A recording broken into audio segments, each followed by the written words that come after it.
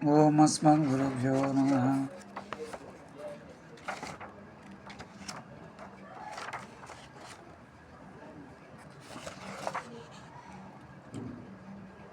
అప్పుడు ప్రభువు రాజపందటి వీరిని ఖండించలేకపోతున్నాడని అంగీకరిస్తాను, కానీ వీరు జయించాలని నేను ఒప్పుకోవాలంటే వీరు ఆ వాక్యాలను ఖండించాలి అని అన్నాడు. అప్పుడు యామనులు శాస్త్ర ప్రమాణపూర్వకంగానే వాటిని ఈ విధంగా ఖండించారు.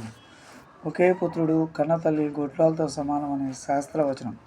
అంతేకాదు, ఎవరు సత్పుత్రుని పొందిందో ఆమె మాత్రమే సంతానవతి. ఈ విధంగా ఇతరుల దగ్గర కప్పాన్ని బంధించి తీసుకునే దుష్ట స్వభావం కలిగిన వారిని ప్రసవించిన తల్లి తల్లి కానే కాదని కాదు, ఆమె వందే. రెండు, ఈ రాజు ధార్మికుడు, ఇతడే పాపాన్ని చేయలేదని వాస్తవమే, కానీ ప్రజలు చేసే పాపాల్లో 6వ భాగం రాజుకే చెందుతాయని శాస్త్రం పలుకుతున్నది. అప్పుడే ఈ రాజు ఎంత పాపం రాజుకు చేరి ఉంటుంది. మరి రాజు ఏ విధంగా పాపం లేనివాడు అనగలం. అందుచేత ఈ రాజు పుణ్యశీలి కాడు. 3, ఈ మహారాణి మహారాజును మాత్రమే వివాహమాడిన మాట నిజమే, కానీ శాస్త్రక్రమాన్ని చూస్తే రాజు ఈ కన్యను వివాహమాడటానికి ముందు ఈ కన్యను కొంతమంది దేవతలకు దానమిచ్చి ఆ తర్వాతనే రాజుకు వివాహం జరిపించారు. అందువలన రాణికి ప్రాతివ్రత్యం ఒక వ్యక్తికి మాత్రం దానం ఇవ్వలేదనే విషయం శాస్త్ర సిద్ధం. ఈ విధంగా సామాన్యంగా వాదన చేయించిన ఆమెలు అక్కివాజవాన్తో శాస్త్ర విషయాల్లో కూడా వాదించడం ఆరంభించారు. అతంతులతో ముందు మీ తత్వాన్ని ప్రతిపాదించండి, దానిలో లోపాలు నేను తర్వాత చూపుతానని అన్నారు. అప్పుడు ఆజ్వాన్ ఉపనిషత్ వాక్య పరస్పరంగా తన సిద్ధాంతాన్ని తెలపడానికి ఆరంభించాడు. ఏకమేవాద్వితీయం అనే ఉపనిషత్ వాక్యం బ్రహ్మం ఒకటే ఉన్నది, రెండవది లేదు అని దీనివల్ల తెలుస్తున్నది. బ్రహ్మం తప్ప ఏ తత్వం లేదు. ఆ బ్రహ్మానికి కూడా పేరు, రూపం, అవయవాలు, గుణాలు, సొత్తు ఏమీ లేదు.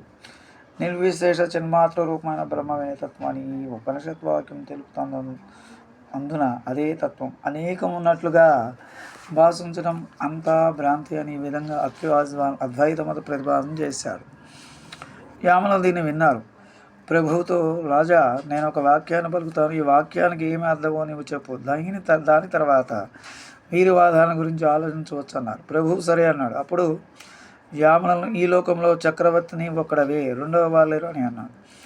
దీన్ని విని ఆ రాజు ఆనందంతో, ఈ వాక్యానికి ఏం అర్థమని నేను చెప్పాలా?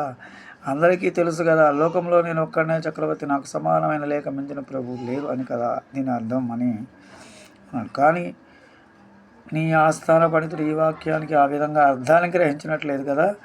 చక్రవర్తి నీ ఒక్కడవే మాత్రమే, రెండవ వాడు లేడు అంటే నీకు పేరు, రూపం, సంతానం, పరిజనం, సొత్తు, రాజ్యం ఏమీ లేదు అని కదా ఈ పండితుడు అర్థాన్ని పలుకుతున్నాడని యామనులు అన్నారు. రాజు ఆ విధంగా అర్థం ఏ విధంగా వస్తుంది? నేను ఒక్కడనే చక్రవర్తి, ఇంకొకరు లేరంటే నా వంటి వారు ఇంకొకరు లేరని అర్థం తప్ప నాకు ఏదీ లేదని అర్థం రాదు కదా. నాకేమీ లేకపోతే నేను ఏ విధంగా చక్రవర్తి కాగలని అన్నాడు. ఇక్కడ యామనులు సిద్ధిత్రయంలోని సంవిత్ స్థితిలో ఈ కారికలను పరికించాలి. తేన ద్వితీయ బ్రహ్మేతి శృతిరర్ధయో ముచ్యతే, ద్వితీయ గణాన యోగ్యో నాసీదస్తి భవిష్యతి, యథా చోళననుపః సామ్రాట్ అద్వితీయోధ్యభూతలే ఇది తత్తుల్య నృపతి నివారణపరం వచః నతు తద్భృత్య తత్పుత్ర కలత్రాది నిషేధకం. అందువలన అద్వితీయం బ్రహ్మ అని శృతి గల అర్థం తెలపడుతుంది. ఇక్కడ రెండవ వానిగా లెక్క పెట్టదగిన వాడు గతంలో ఇప్పుడు లేడు, ఇక ఉండకూడని అర్థం. చోళరాజు అద్వితీయుడు అంటే అతనితో సమానమైన రాజు ఉన్నాడే, కానీ దానికి కాదనటం మే అంతే తప్ప అతనికి రుచులు, పుత్రులు, భార్యలు మొదలైన వారు లేదని అర్థం కాదు అనే ఈ కారికలను ఏకమేవ అద్వితీయం అనే అద్వితీయ శృత్యర్థంతో సమన్వయిస్తే బ్రహ్మానికి సాటి వచ్చేది లేక మించింది ఇంకొకటి లేదనే అర్థమే వస్తుంది.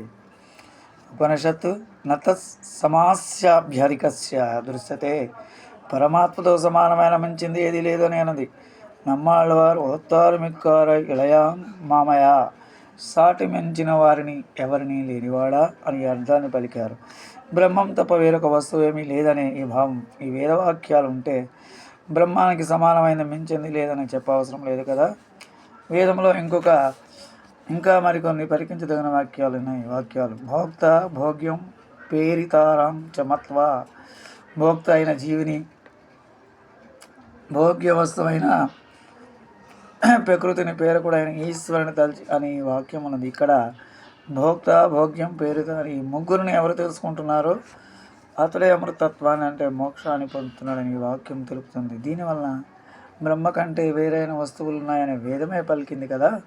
కనుక బ్రహ్మం తప్ప వేరేమి లేదనటం సరికాదు. పరతత్వం ఒకటే ఉన్నది అంటే అది వాస్తవమే. పరతత్వం ఒకటి, అనేకం లేవు. అయితే ఆ తత్వానికి పేరు, రూపం, గుణానుసత్తులు అన్నీ ఉన్నాయి అనేది మా సిద్ధాంతం అని అన్నారు యామునులు. ఈ మాటలు ఉన్న ప్రభువుకు చాలా తృప్తి, ఆనందం కలిగింది. యామునులే వాద విజేతగా ప్రకటించాడు. ఎవరు వాదంలో జయిస్తారో వారికి తన రాజ్యంలో సగభాగాన్ని ఇస్తానని ఇంతకుముందే రాజు మాట ఇచ్చాడు. ఆ విధంగానే ప్రభువు యామునులకు అర్ధరాజ్యాన్ని ఇచ్చాడు.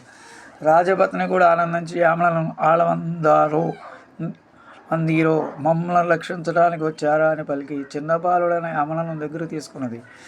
ఆళ్ళవందారనే పేరును పెట్టింది. వాస్తవానికి యాములు రాణినే కాదు, శ్రీ వైష్ణవ సాంప్రదాయాన్ని కూడా రక్షించడానికి అవతరించారు యామునులు. చోళ ప్రభు ఇచ్చిన రాజ్యాన్ని యామునులు పరిపాలించసాగారు. స్వస్తి. జై శ్రీరామ్.